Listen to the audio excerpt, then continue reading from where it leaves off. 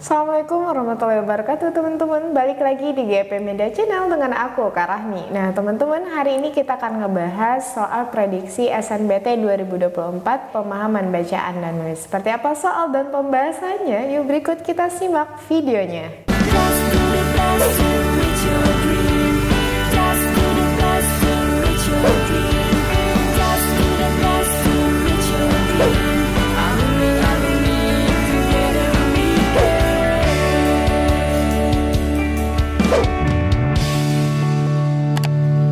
Kapan lagi kamu bisa ikutan tryout UTBK gratis di GP Media? Kalau bukan sekarang, ikuti syaratnya dan kirim bukti screenshot di gpmedia.id ya, jangan sampai ketinggalan. Buat kalian yang lagi cari tryout SNBT dan ujian mandiri untuk masuk PTN, kita punya solusinya. GP Media menyediakan tryout SNBT dan ujian mandiri untuk beberapa PTN ternama di Indonesia. Mulai dari harga 10.000, kalian sudah dapat ribuan soal prediksi, video pembahasan, dan ada kelas online juga loh. Yuk daftar sekarang! Langsung kita bahas soal pertama, penulisan kata bercetak tebal yang salah berdasarkan teks di atas adalah, kalau kamu ditanya penulisan kata bercetak tebal yang salah, berarti penulisannya tidak sesuai dengan kamus umum yang biasa kita pakai. Jadi kamus umum yang sering kita pakai adalah KBBI atau Kamus Besar Bahasa Indonesia ya. Kemudian nanti ada juga dari PUEBI, Pedoman Umum Ejaan Bahasa Indonesia, dan ada juga nanti tata bahasa seperti itu. Jadi kalau misalkan kita lihat dari sini gitu ya, penulisan yang tidak sesuai dari option yang ada di sini ada kata deforestasi, resiko, praktik, kemudian komprehensif, dan konservasi seperti itu. Nah, jadi kalau misalkan kita lihat gitu ya, di sini ada kata deforestasi, ini sudah sesuai penulisannya dengan KBBI, resiko, kemudian praktik. Nah, jadi di sini ada kata resiko. Kata resiko ini seharusnya kita menggunakan huruf I setelah huruf R. Jadi bentuk yang tepat itu adalah risiko, bukan resiko. Kemudian di sini ada kata praktik. Nah, kata praktiknya sudah tepat. Komprehensif juga sudah tepat, dan konservasi juga sudah tepat penulisannya dengan KBBI. Jadi kalau kita cek dari option yang ada, jawaban yang tepat itu adalah resiko gitu ya. Nah, seharusnya itu bentuk baku dari risiko, bentuk tidak baku dari risiko maksudnya. Jadi penulisan yang tepat menggunakan I, risiko. Jadi jawabannya adalah opsi yang B. Oke, kita bahas soal berikutnya. Konjungsi yang tepat untuk mengisi rumpang pada teks tersebut adalah, nah, konjungsi ini disebut juga dengan kata sambung. Jadi kamu cek dulu kata sambung yang dibutuhin itu apakah di tengah kalimat atau di awal kalimat. Nah, kalau kita cek dari sini dia butuhnya di awal kalimat, berarti kita pakai konjungsi antar kalimat. Nah, tentu letaknya di awal kalimat. Dan biasanya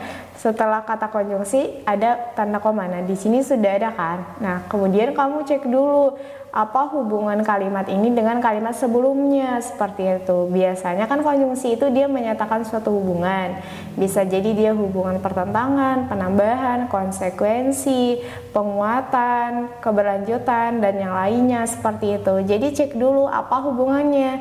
Nah, kalau kita lihat dari sini disebutkan hilangnya habitat juga menjadi faktor utama dalam penurunan populasi satwa liar. Di sini teman-teman ada kata juga.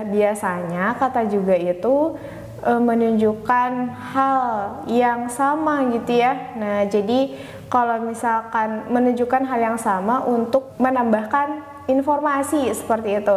Jadi kalau kita lihat dari kalimat sebelumnya disebutkan praktik ini merusak ekosistem dan mengancam keberadaan spesies-spesies langka.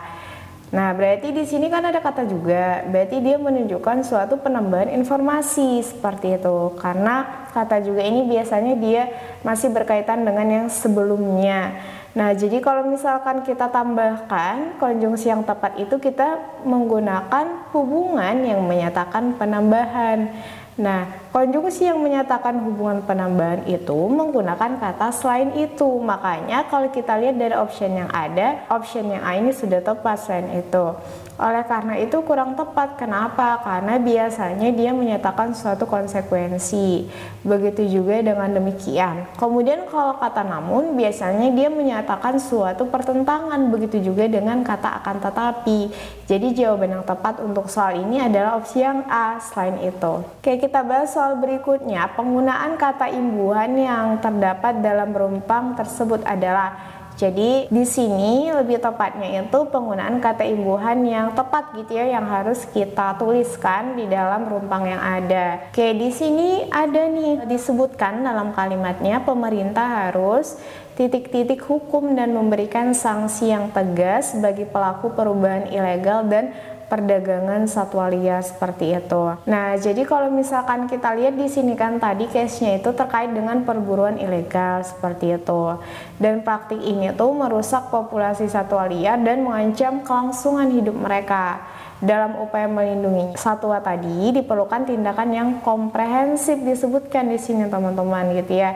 Nah, berarti kalau dia sebutkan tindakan yang komprehensif, karena ini dari sisi hukum gitu ya, berarti kita harus melakukan revisi gitu ya. Nah, terkait dengan hal yang harus dilakukan oleh pemerintah ini terkait dengan hukum dan sanksi yang tegas bagi pelaku perburuan ilegal seperti itu. Kalau misalkan kita cek gitu ya, nah dari option yang ada, opsi yang tepat itu adalah opsi yang B seperti itu. Kenapa? Karena di kalimat setelahnya disebutkan, selain itu perlu juga dilakukan peningkatan patroli dan pengawasan di daerah-daerah yang rawan perburuan ilegal dan perdagangan satwa liar seperti itu. Jadi jawabannya adalah opsi yang B, merevisi. Oke, kita bahas soal berikutnya, penggunaan ejaan yang kurang tepat terdapat pada kalimat. Kita cek ya, di sini ada kalimat 1, apakah penggunaan ejaannya sudah tepat. Jadi di sini penggunaan tanda titiknya sudah tepat karena dia mengakhiri suatu kalimat.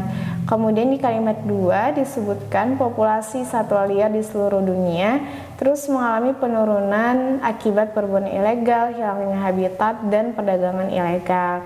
Nah, teman-teman, di sini kan dia menunjukkan suatu perincian gitu ya. Nah, kalau misalkan populasi itu mengalami apa saja gitu, di antaranya penurunan akibat perburuan ilegal, hilangnya habitat dan perdagangan ilegal. Jadi karena di sini kita mau memisahkan perincian, nah ini harusnya kita menambahkan tanda koma setelah kata hilangnya habitat, oke, sebelum kata dan. Karena ini tidak ada, makanya penggunaan ejaan di sini kurang tepat untuk kalimat kedua.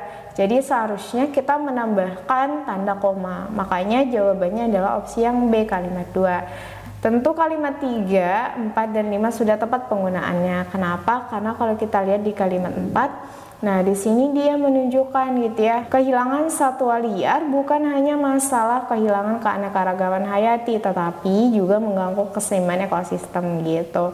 Nah di sini benar penggunaan tanda komanya. Kemudian di kalimat 5 ini sudah tepat juga gitu ya. Jadi dia menggunakan tanda titik untuk mengakhiri kalimat. Makanya jawabannya yang tepat itu adalah opsi yang B, kalimat 2 seperti itu. Baik teman-teman, di sini kakak punya soal terakhir. Kata ini pada kalimat 6 merujuk pada apa gitu. Silakan teman-teman jawab.